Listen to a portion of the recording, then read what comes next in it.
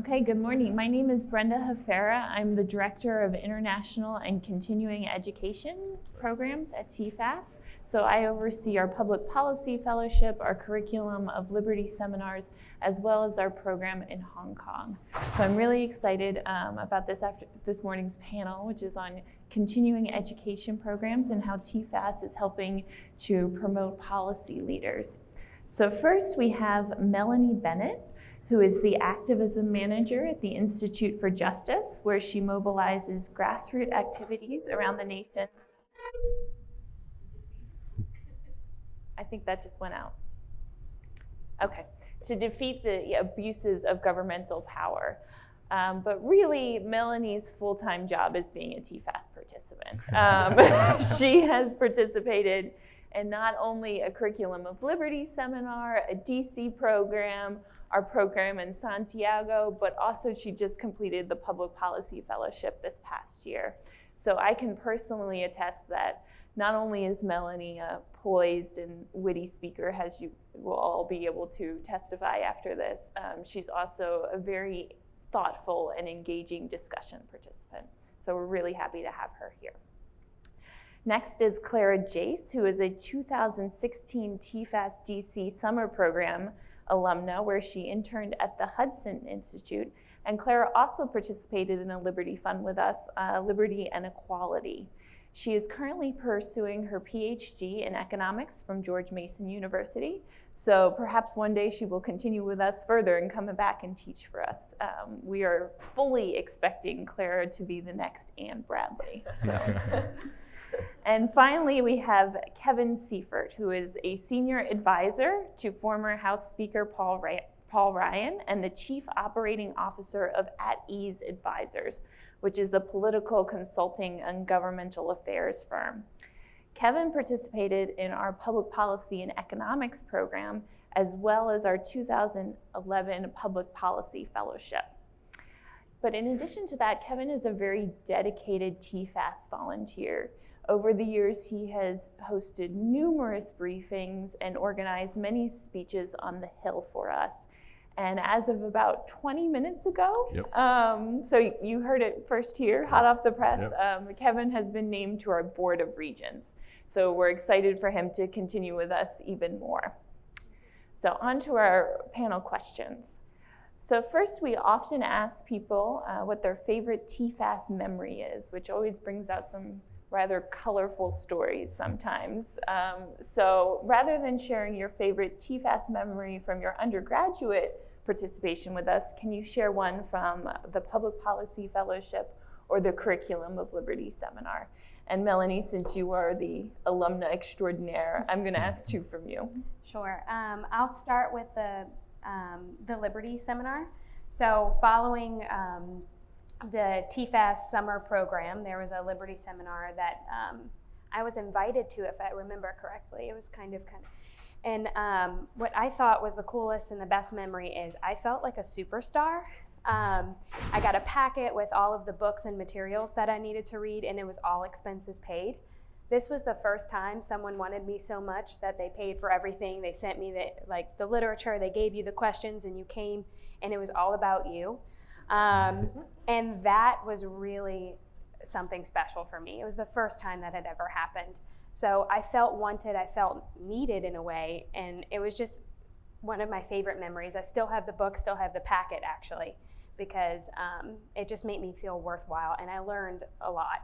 I can give you other memories, but that one, just receiving that packet was really cool. And then for the Public Policy Fellowship, there were so many, and I had to figure out which one I liked the most. But I find this one really touched my heart just because I think most people speak a lot of fluff. They say like they know what they're talking about, and they'll regurgitate a lot of talking points, but actually their surface level knowledge is this much. And one of our Public Policy Fellow conversations or discussions once a month, Dr. Josh Mitchell came and talked about Alexis de Tocqueville, and he could quote, he would sit there and he's like, page 7, paragraph 2, word 3. That's where we're gonna start. We're gonna go over, and it was astounding to see someone so passionate and so capable of understanding someone else's philosophy, how he slept, what he ate, why he felt that way, when he traveled. It was just really remarkable to see someone who, it wasn't fluff to them. It meant something to him, and he passionately sought it out and wanted you to know as much. So while there were so many other cool stories, I just felt like it gave me a reason to think about something that I really cared about and really truly pursue it in a way that I could tell you the page number and the citation. So I thought that was a great moment for me too. Okay, so I've participated in one of the Liberty seminars as well, and it was kind of the same feeling where I felt so special to be on a flight to DC and being able to talk about something that I cared so passionately about, ideas. Obviously, that's what I'm hoping to do, and just to teach and research for the rest of my life. And I remember in particular, we had Dr. Brad Berzer was the leader for our discussion. And so this is aside, so this is my favorite memory aside from the chatty catching up with my girlfriends from the summer, because that was amazing that evening. But in addition to that, I got to I met him after, and I realized that I had read The Imaginative Conservative, which is a blog that he created with a few of his friends. And I was just gushing, and I was like, I've read your work, like, I think this is so cool, like, tell me everything you know, kind of thing. And he gave me a book recommendation, actually, that I remember this vividly because it was Joseph Pieper's Leisure, the Basis of Culture, which I don't know if any of you are familiar with, but it's an important work. And as an economist, it was something that I really has been important for me as I studied labor. And then aside from that, actually, the same weekend, I had the chance, because I was in Washington, D.C., I was at school in Creighton, Omaha, so it was far. It was a far trip. And I was able to meet Anne Bradley for coffee and to talk about opportunities of studying economics at the graduate level and getting my PhD at George Mason, and then also a former student of the program. And that was the weekend as well that really solidified that, you know, this is where I belong, this is like why I want to be here. And kind of having Anne Bradley as a role model in all of that was so valuable, because there's not many programs that provide role models in the same way that TFAS has. And so being able to reconnect after the summer with someone I saw as a role model was really important for me, and solidified kind of this excitement. You know, it's not just a thrill, it's solid. And so, yeah, so that's it. I did not pursue a PhD, but I also had coffee with Anne Bradley because she's that cool. So Yeah. I think Anne Bradley's having a lot of coffee. I had coffee as well, so it's nice to know that she's very well caffeinated.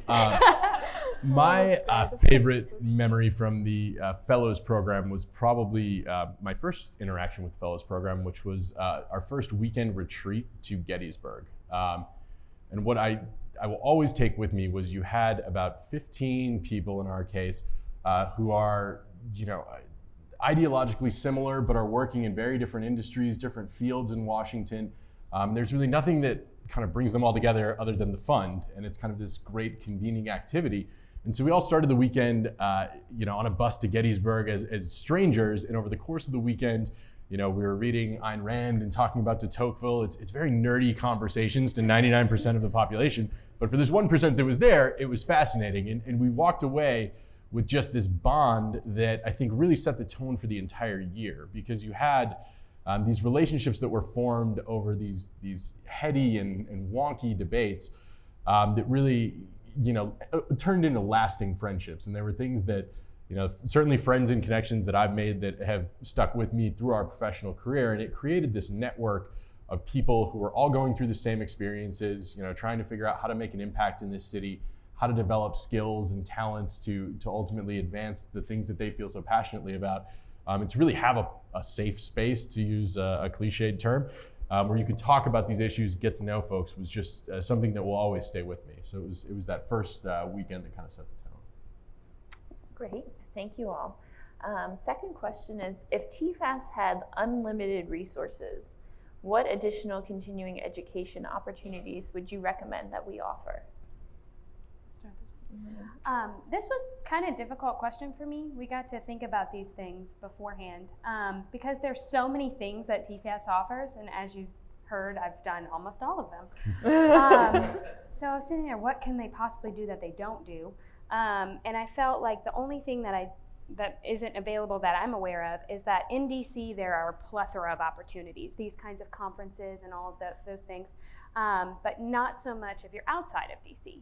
So I thought maybe an online curriculum of some sort, people can take the curriculum online, get a certificate, and then the superstars, maybe the best essay or something like that, can get invited back.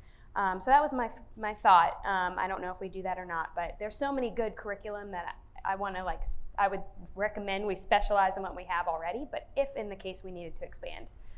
Going where the young people are, as the Lord once said, and they are online, so. That's a good point. So I had to laugh when I read this question because I would be out of a job as an economist if we were in this post-scarcity world.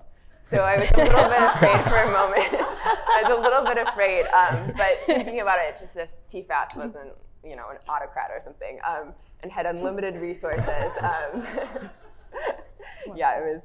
There's already TFAS ties too. So I was really thinking, kind of in line with what Melanie was talking about, just going deeper. I'm kind of a believer in that organizations, you have a mission and you do what you do and you do it very well. And so just going deeper and narrowing in on, or not narrowing in, but like just focusing on the things that are happening that are being done so well with TFAS already. But then to add on kind of I was thinking more selfishly then as well, and I thought that an opportunity that would be really valuable for someone who is looking to go into academia would be a chance to speak more, and maybe this could be a conference or something like that, but to be able to translate my research ideas or like research in economics that I think should have a broader audience for non-academic audiences. And so this is kind of in line, this is kind of what happens at conferences already.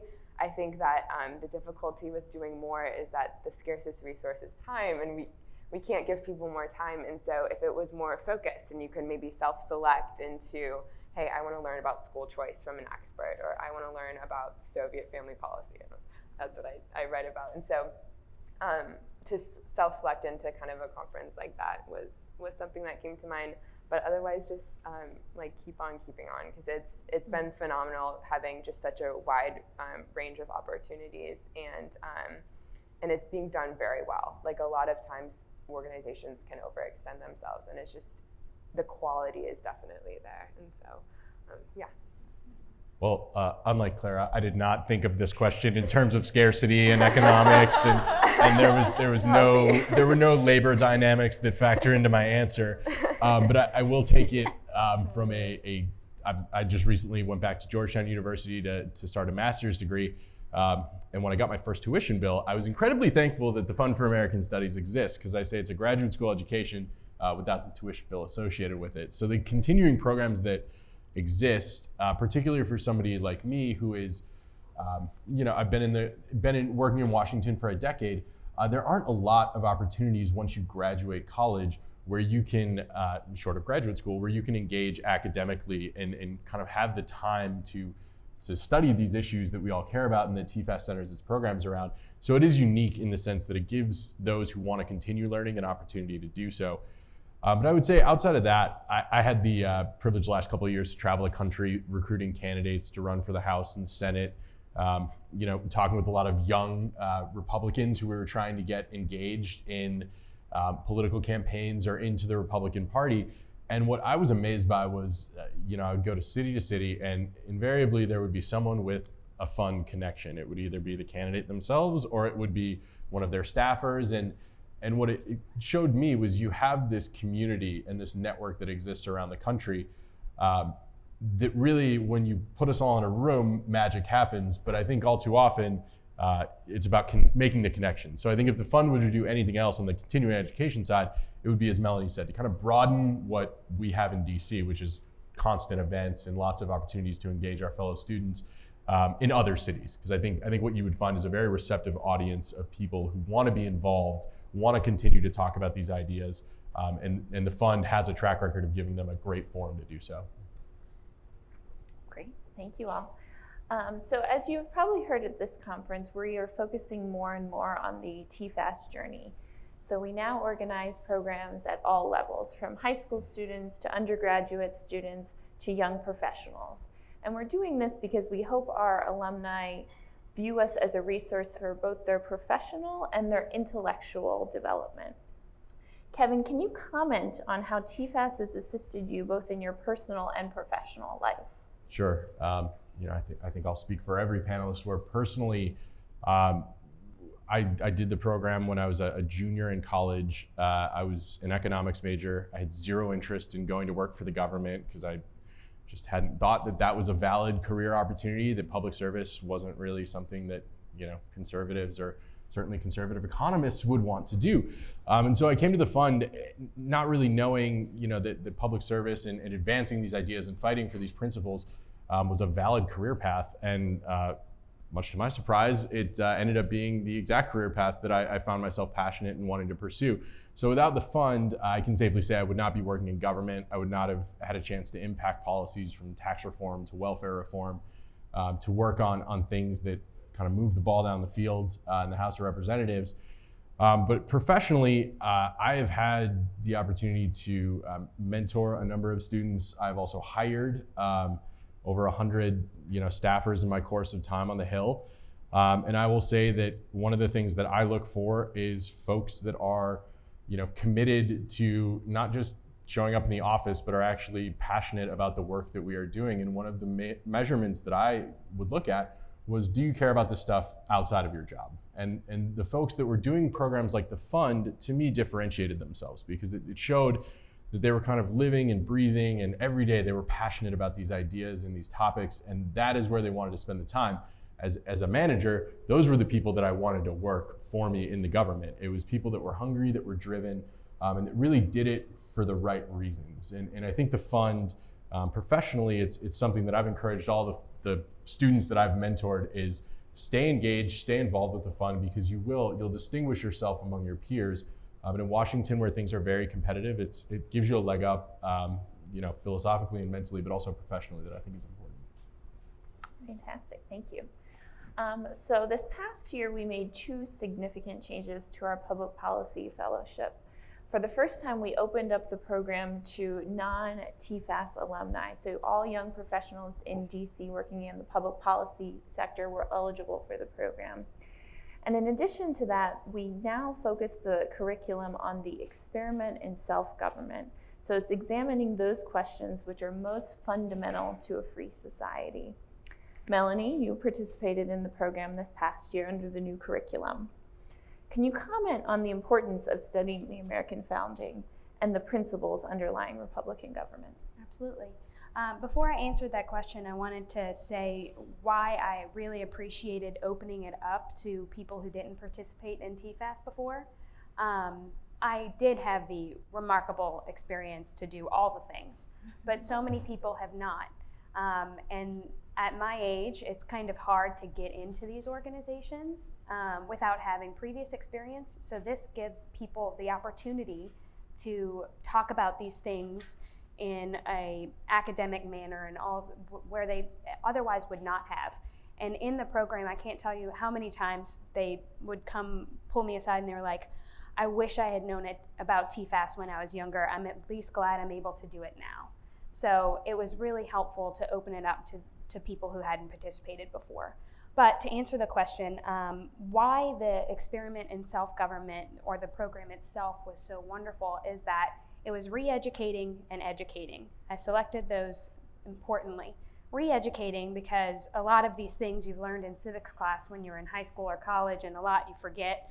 So I went to Gettysburg. I was like, that's right, Gettysburg. It's a big deal. And we're, reading all these things, and I got to relearn a lot of the founding, and that we were a true experiment, and we're still experimenting, but yet we are the best experiment that ever did exist. But I say educating because there are a lot of things that, frankly, I wish I had known, but I didn't, and sometimes it's a little embarrassing to admit that, but I had not known about the Lincoln-Douglas debates, just so you know. It was my first presentation of that debate back in the day. And I was like, wow, I didn't know they were so riveting. Lincoln standing there and then Douglas saying like little things subtly that really meant a lot back then. But it was just a fascinating debate, and it all focused on whether we could or could not have slaves. And that was just, it was a different debate back then, but similar situations now where we're grappling with very serious issues. But back then they could do it in a way that was civil, but in a way that was just, it was fascinating. So I was represented with an area of history that I had not known before. And I just really appreciated the curriculum to learn that we're debating these issues in different ways today, but it's so important to go back to those times, read how they discoursed and how we could kind of use that today. So that was important to me. So as Melanie just mentioned and Peter mentioned in the last panel, in all of our programs, we encourage substantive debate. We encourage people who have genuine disagreement to voice those disagreements. And the Public Policy Fellowship is no exemption to that rule. The only rule is that everyone disagrees in a civil manner. So Melanie, you wrote a piece for the Daily Signal about the importance of civility following the Public Policy Fellowship Conference in Gettysburg on the Lincoln-Douglas debates, as you mentioned. Why do you think civility is so important in our current climate? And how did the conference in Gettysburg help inform your understanding? Absolutely. The reason why I wrote that piece, one, I was asked, but two, two is that I like to define, I think it's important. Some people, like I read the comments online and we're seeing what people say. Yeah. I know. Rule number 1 failed. But some people would say, oh, civility is just another way of saying political correctness. It's not. Political correctness is more of a force, right? You have to say these things because you're socially obligated to say or not to say X. But civility is different. You can, it just means you shouldn't. It means that as a human being, you should use and select words that doesn't just completely remove yourself from the person next to you to where you can't debate civilly. And that's the beauty of civility, is that you can have disagreements, but you can say it in a way that doesn't just alienate the person next to you, and that's how you have compromise. I think we're so polarized today because we can't talk to one another civilly. We can talk about immigration, we can talk about healthcare, we can talk about all these things if we could do it in a civil discourse. And when we do, people can engage and they don't feel bad supporting or not supporting you. And I think that there's so many people on the fringes that aren't on either side, super leftist or super right, for example, but they're afraid to get engaged because it's so toxic. And so with civility, it allows people to be engaged. They're like, well, this, immigration's hard, but let me talk about these things or whatever. Like, if you can talk about these things in a civil manner, then the people who are less engaged will become engaged because they're not afraid to touch the area that you're talking about. So that's one of the reasons. And in Gettysburg, we were talking about how Lincoln and Douglas had more civil debate, and they also had very intellectual debate. If you would read back then and then you hear the debates now, it's just like, wow, where has our language gone? But it was fascinating. But one of the things is, did that debate stop the Civil War? No, we went into the Civil War. But what it did do is it allowed people to unite after the Civil War in a way that we probably couldn't have before. Lincoln represented himself honorably, and while we lost the war in the sense of we didn't lose the war, but the Civil War ended, Lincoln was able to get the country back together, but because people still respected him. He was a man of honor, of integrity, and it was just fascinating to know that his debate and the way he held himself is one of the reasons why we could get back together after one of the bloodiest times in American history. And I think that's something we can certainly use today. Thank you.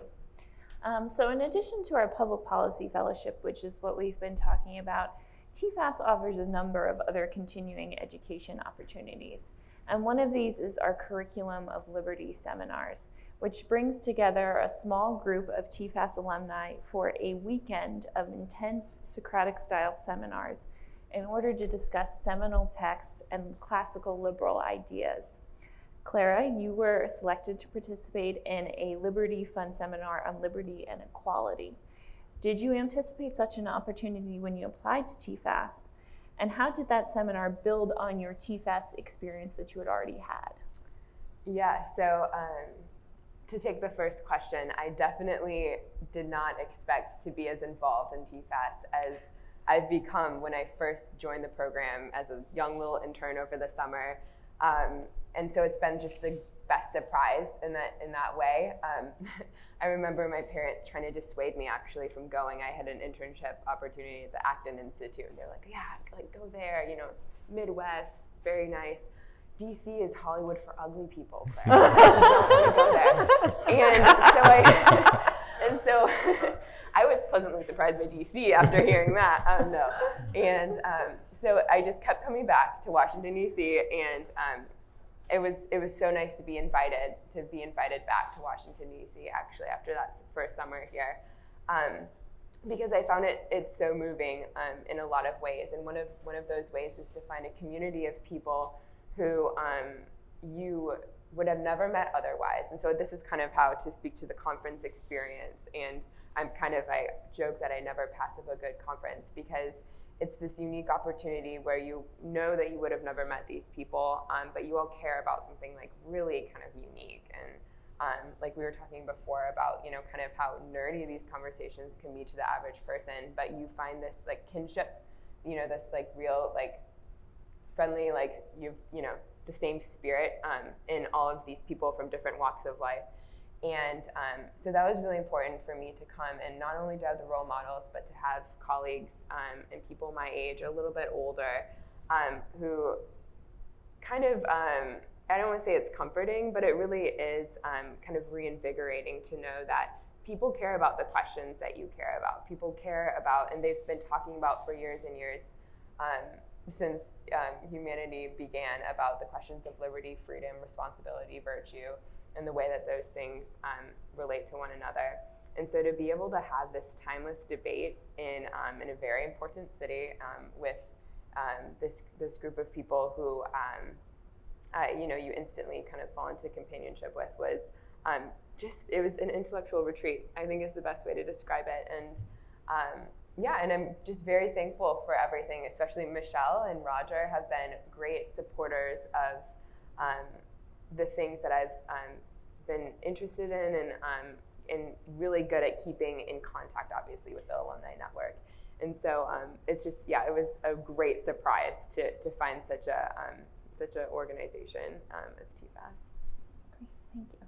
So I'm going to exercise the discretion, and our panelists might call it petty tyranny, that is given to moderators, and ask an additional question. So these folks are very accomplished professionals up here. Clara, you're obviously just at the start of your professional career, but I'd like you to share maybe an accomplishment that you are most proud of in your professional career thus far.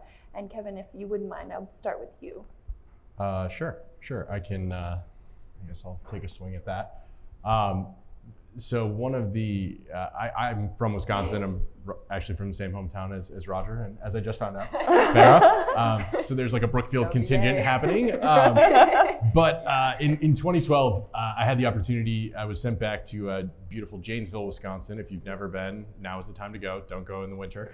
And at the time, I was the campaign manager for Paul Ryan, who was running for Congress. And I'd never worked on a campaign before, and he sent me back, and he said, you know, you really need to round out your experience. You get the policy, but we gotta give you the skills to operate on a campaign. And so I went back, and I was there for a month doing kind of the blocking and tackling, and called me in, and he said, look, Governor Romney at the time wants me to go through a vet to be his potential vice presidential running mate, but don't worry, he's never gonna pick me. It's totally fine. I'm the budget guy. No one wants the budget guy on the ticket. So I spent the next 2 months compiling every possible piece of information about my boss under the sun and putting a vetting packet together. And you know, throughout the process, we're like, never gonna happen. It's never gonna happen. Why would you pick the guy from Wisconsin? Like, don't worry about it. So I wake up one Saturday morning, and my boss is on the USS Wisconsin in Virginia, and he calls me right before he takes the stage, and he goes, I've got good news and bad news. He said, good news, put together a heck of a vetting file. It was so good, in fact, that I'm about to be announced as Mitt Romney's vice presidential candidate. And I was like, oh my gosh, that's awesome. wait, why am I still in Wisconsin then? And he was like, well, here's the bad news. I'm on the ballot in Wisconsin's 1st district twice. Our law has him running for VP with Romney and then also running for the 1st district. So he was simultaneously on the ballot twice. And he said, because of fun campaign laws, I can no longer campaign personally for my congressional seat. So I'm going to need you to execute the schedule in the last 90 days of our campaign as we planned out. And I'm 26 years old at the time. I've never worked on a campaign, and I'm very used to being behind the scenes. And I like the wonky stuff. That's why I work for Speaker Ryan. But he was like, so I want you to do everything that I did. So over the next 90 days, I did parades throughout southern Wisconsin. I did editorial boards. And I will tell you, the editors of your local paper are much nicer to a sitting member of Congress than they are to some 26-year-old kid who's like, I'm just happy to be here. And probably the highlight of it was I actually debated our opponent. And at this point, the Democrats were kind of thinking that they smelled blood in the water, and looking at me at age 26, like wearing my dad's suit, I can see why they thought this. So I kind of put my thinking cap on, and I was like, okay, can I take the lessons that I learned at the Fund for American Study, all these theories, all these policies that I've spent my career working on, and channel them for 1 hour? And I still am not sure how, I kind of blacked out during the whole thing, but I managed to get through the debate. And the speaker, while he lost the vice presidential run, he was successfully reelected in the 1st district. And from then, it kind of taught me something that I learned at the Fund, which is anything is possible. If you challenge yourself, you have the foundational knowledge, what you can do in this town, in this industry, in the conservative movement, you kind of write your own ticket. And I think without the Fund, I don't know that I would have felt as confident in my abilities to do that. So that was a unique career milestone for me. Excellent, thank you. Claire, if you want to share a career accomplishment, or if perhaps where you'd like to go, what's a goal in your career? I'll share a career accomplishment. It's not going to compare. It's not as funny or as exciting. It's just a lot nerdier. It's a great story. But this actually harkens back as well to a TFAS memory that I had the first day in the institute that I was in. Colin shared a quote from the movie Gladiator, actually, and it was, what we do now echoes into eternity, essentially, something like that. And I was like, that's a great line. And when at George Mason, we have the opportunity to do a lot of research. It's a very research-intensive program, and they emphasize teaching as well. But there's so many faculty members that are willing to take people under their wing. And so earlier than most programs in economics, we're able to write research papers. So during my first year and my second year in the program, so I'm going to be entering into the 3rd year, I started to get really interested in this kind of, I call it a forgotten school in economics, the School of Salamanca. And there's this group of 16th century Dominicans and Jesuits in Spain who basically started economics. And they're recognized in a few English texts, but largely most of their work hasn't been translated into English from Spanish and Latin. And anyway, I just started to get to know this body of work and became really interested in it, and I thought the profession really needed to know it. And I saw that project, and the paper was recently published, and so it was successful. Congrats. But the first academic paper. And but what really stuck with me about the experience was that in a way, even academic research can be a form of giving a voice to people who, in the past usually, who haven't been heard completely, whose ideas, it shows the timelessness of the questions, obviously, and a lot of these important lessons that we find in tradition, but it also is a way to reach across the ages and to have their ideas echo, into eternity and carry them forward. And so that was a cool opportunity for me to be able to share those things with the economics profession proper. And if any of you want to read about the economic analysis of economic analysis in the School of Salamanca, just let me know. But that's it. Absolutely. My answer is a little ironic, being that I work at a national law firm. My greatest career accomplishment is, I'm so sorry, my mentee's here, she's going to law school. But my greatest accomplishment is not going to law school. I decided after undergrad, I was not sure what I wanted to do, and one of my great professors sat me down and he's like, do you want to be a lawyer? I said, I don't know, maybe there's, I have other interests. He's like, then don't go. If you're not 100% sure, you'll get in a lot of debt. Have you considered grad school? I was like, not really. He's like, think about it. And so instead of going to law school, I decided, long story short, to get a master's degree in counterterrorism in Israel. Very different. But that experience has led to so many doors that I can't possibly even tell you about. But I learned a language. I lived in another country and learned how they stop bad people from doing bad things. And the main thing I learned is that a lot of people do bad things because of poor governance. That if there was a government structure that did what it was supposed to do, it didn't infringe on everybody's rights, but it also ensured that there could be a government that stopped bad things from happening, that a lot of these people wouldn't act the way that they do. And so when I got back to the United States, I was trying to decide how I wanted to work and what I wanted to do. And that thought process, learning why bad people do bad things, is one of the contributors is just bad government, is what led me to work at the Institute for Justice. Every day we try to defeat government abuses of power.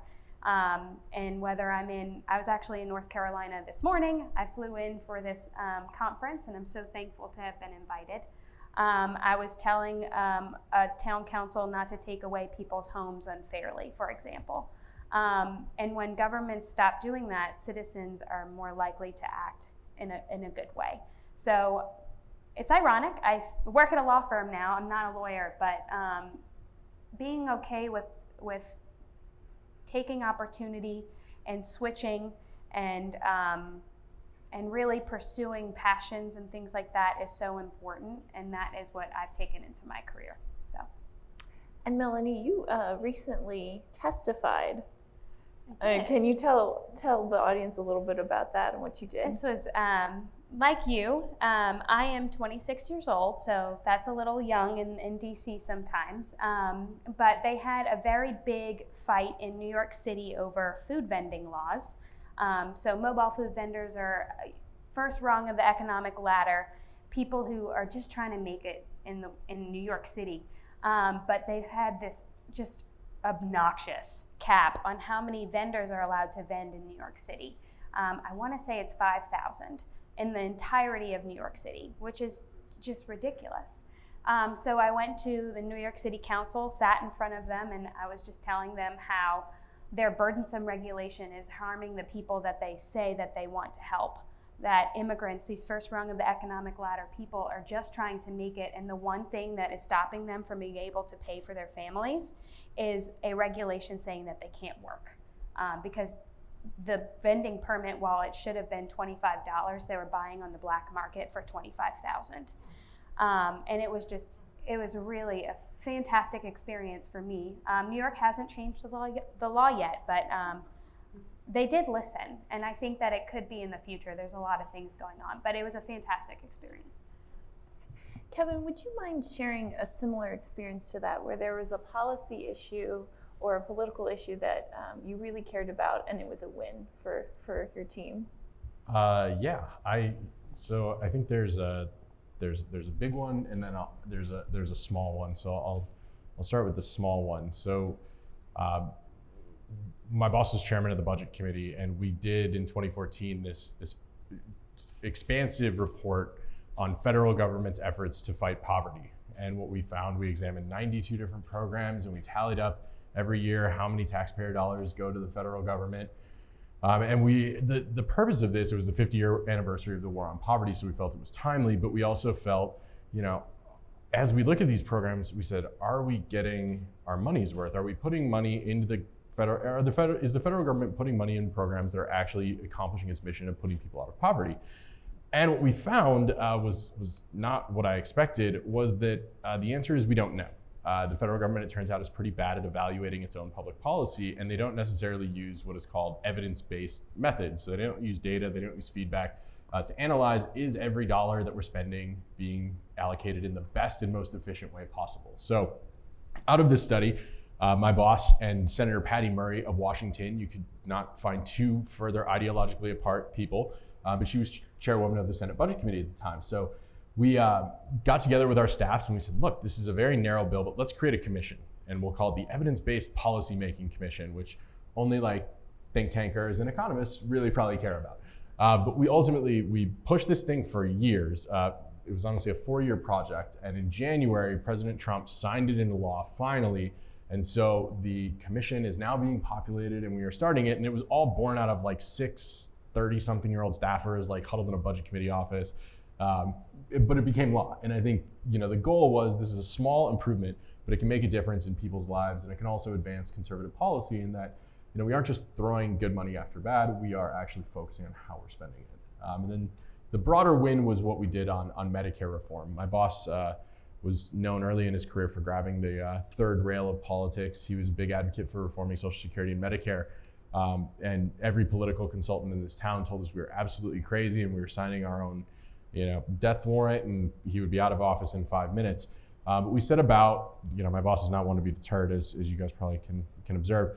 So we set about educating our members on how we would propose reforming Medicare. And our first bill that we put out had 8 co-sponsors. It was like Jeff Flake and Jeb Henserling and Mike Pence actually, but that was it. That was like half of our team. Then we introduced it 2 years later. We had 12 co-sponsors, and we were honestly just pitching members on the merits of our reforms, one office at a time. So you see people going from Hill offices and going in for meetings.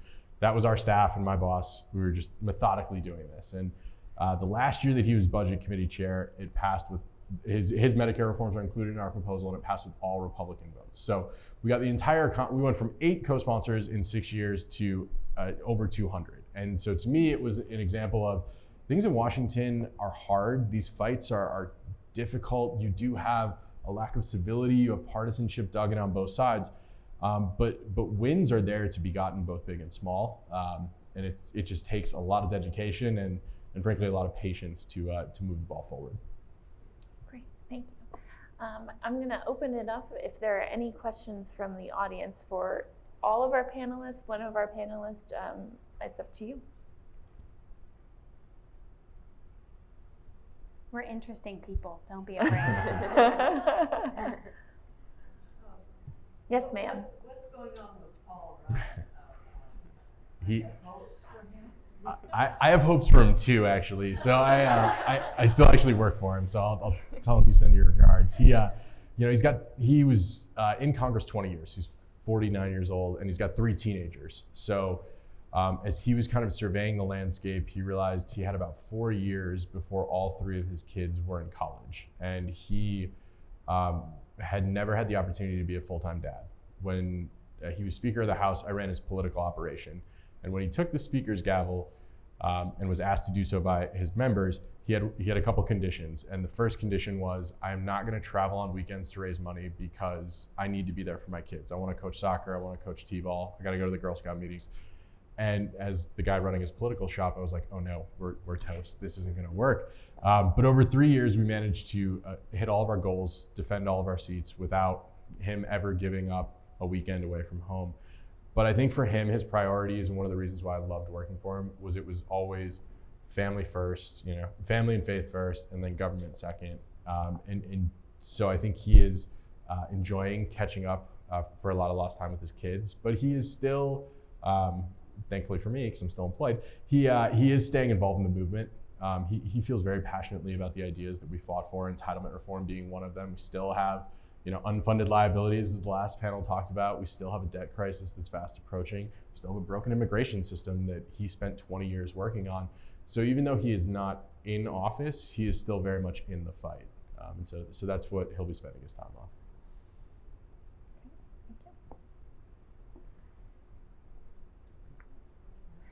Michelle. Right. Melanie, you told us a little bit about testifying at New York City Council. I was wondering if you could tell us about a couple of other projects, either you, probably you, or IJ are working on in terms of limiting government interference in the economy. So as I said, I'm not a lawyer. I'm an activist by trade, I guess you would say.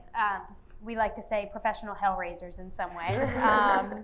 So how our department works in some instances is that we'll go into an area where the government's doing something silly, and hopefully we can just get a bunch of people together and then the government will see, this isn't a good idea. There's a lot of people who think this isn't good, and it'll stop that way. Or if not, we could potentially litigate. But our litigators find their own cases. They don't rely on activists to litigate. But for me, if there's an issue, whether we hear about it or someone contacts us, I'll go into that area with their, I'll say, consent of sorts. We're based in Arlington, our headquarters, so we don't ever want to go in and try to impose our views on others. If there's something that we can help with and you want our help, then we will. So one of the things that we worked on in West Virginia, there's a category of food called cottage food. It's cookies, cakes, jams, things that don't require refrigeration. And in West Virginia, it was illegal to sell those to your neighbor. You could only sell them at specialty markets or community events, which is really silly. I'm from the South. We would sell cupcakes all over, it's just part of human nature to sell the things that you make. And these aren't hazardous to your health at all. So I went into West Virginia with one of our legislators. We wrote a bill, and through some really good grassroots organizing, we met with different bakers and different syrup makers and herb dryers and all the things. We got together and we were able to pass the bill to where you can now sell these foods just virtually anywhere, as long as they're labeled to say that they were not made they weren't made in a commercial kitchen or something like that, so people know what they're getting. And that was really cool. It sounds small, it sounds simple, but for West Virginians, that's a really big deal. It's a super rural state. It's one of the 2 states that have lost population just because of economic depravity of sorts. So while a simple law change, it could make a big difference for a lot of people, but it also shows how government gets its little fingers into so many things where it just shouldn't be. So that's one thing. In Yorktown, Indiana, this case is really close to my heart. There are longtime elderly residents, Ruby Martin and Sharon and Jerry Puckett, who are being threatened with eminent domain. Their neighbor has already lost her home and her property to a downtown redevelopment that's completely unnecessary, when the whole development could be moved 500 feet east without displacing anyone. But the town wants to do this so it could have a bigger footprint and make more money, and it's terrible. And Ruby's 92 years old and blind. So I've been going down there now for a year periodically. Last week we did a huge Little Pink House film screening and discussion. Almost 100 people came just to discuss eminent domain in Indiana. We had 2 legislators come who said, we're only going to talk, their time is precious. They stayed for the whole movie. And these little events make a big difference for the people in the community. It gives them motivation to fight, but it also shows legislators that it is a really big deal that when you trample on people's property rights, they get mad. So those are 2 cases that we're working on. We don't know if they'll lose their homes or not. We hope not. But it's a very real threat and it's a real fight. So. Thank you. I'd like to share actually a personal story from our public policy fellowship this past year. So a couple of comments throughout this conference have been that young Americans are selfish or they're ashamed of their country, which I think unfortunately there's a lot of validity to that. But it's always heartening to participate and oversee a TFAS program because our young people are the opposite.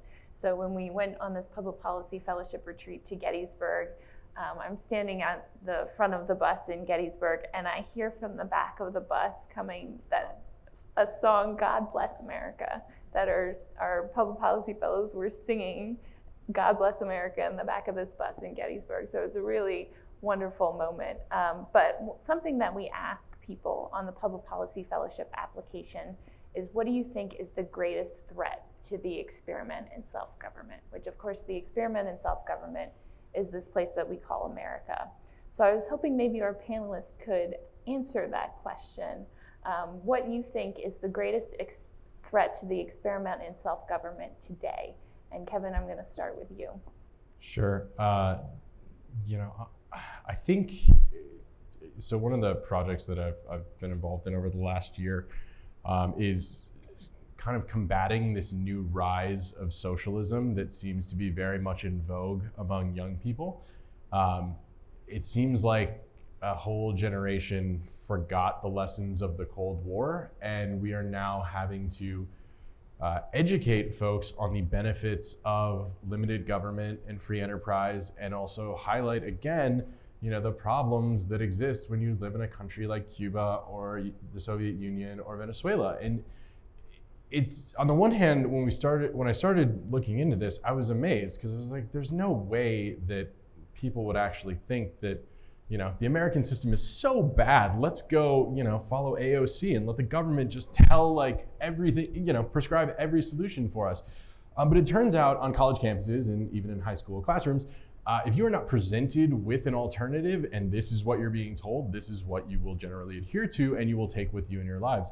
So, I think one of the threats that we confront is just a general lack of historical understanding about why the American experiment is so exceptional and what the founding principles actually were intended to be and how they stack up against other systems of government that have been tried around the globe in many different iterations. And I think it's what Melanie said, it's this re-education process that seems to be so necessary right now for young people, because they're just not being presented with both sides of the argument and not being given the opportunity to make their minds for themselves.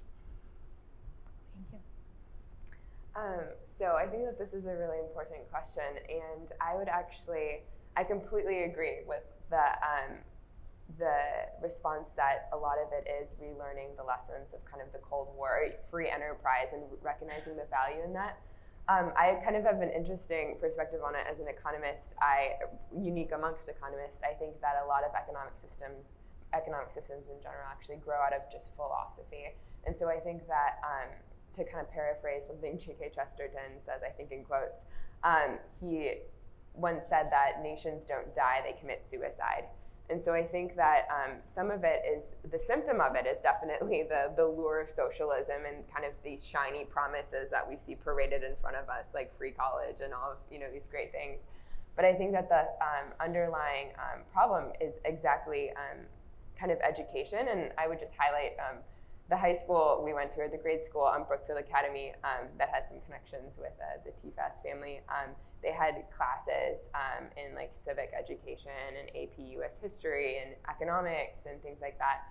And they really emphasize, it's a lot of families actually and that school come from first generation immigrant parents, or have definitely had some powerful stories. And so having a school that's private, non-denominational, doesn't really have a religious underpinning beside the Judeo-Christian values that America was built on, then to have the school also be patriotic in that way was a really powerful experience to have in high school. Lastly, I would just share kind of an anecdote. I studied abroad in the Dominican Republic. I thought I wanted to be a foreign service officer, or I really just felt called to go to a developing country, and after having learned about developing countries, and to see what it was like and to live with these people. And so I was in a campo and we didn't have running water, and slowly but surely, I brought down a book, Defending the Free Market by Robert Sirico, if any of you have heard of it, and some other Hayek literature, and just a lot of different books that I'm sure a lot of you are familiar with. And I went down with a lot of social peace and justice warriors. That was kind of the group of young women who I was with. And by the end of it, I had lent out all of these books to all of my friends, and they were all way more in favor of the free market than anyone would have ever thought. This program I was in was actually kind of meant to I don't want to say radicalize you, but meant to really get you up in arms about the injustice of America and all of the things that we've done wrong, in terms of just dealing with other countries, which is definitely something. There was a lot of important education that happened down there, but everyone came back just being so thankful for the United States and just kissing the ground. I think back often about the government to talk about bad government. The woman I stayed with, one of my older sisters in the campo, she wanted to be a public school teacher. that was just, she was great with kids, and like that would have been really great. But there, you can't get a public school job unless you are like somehow politically connected to the right party. And so it's just simple barriers to entry there that prevent human flourishing, and that's really another experience that has just propelled me in this. You know something's wrong, and you know that this is something that I might be able to share with others, and to talk about, and to recognize that it's not people are different, people are just like backwards or anything like that. It's actually institutions and governance and a lot of the values of liberty that are universal for human nature. So yeah.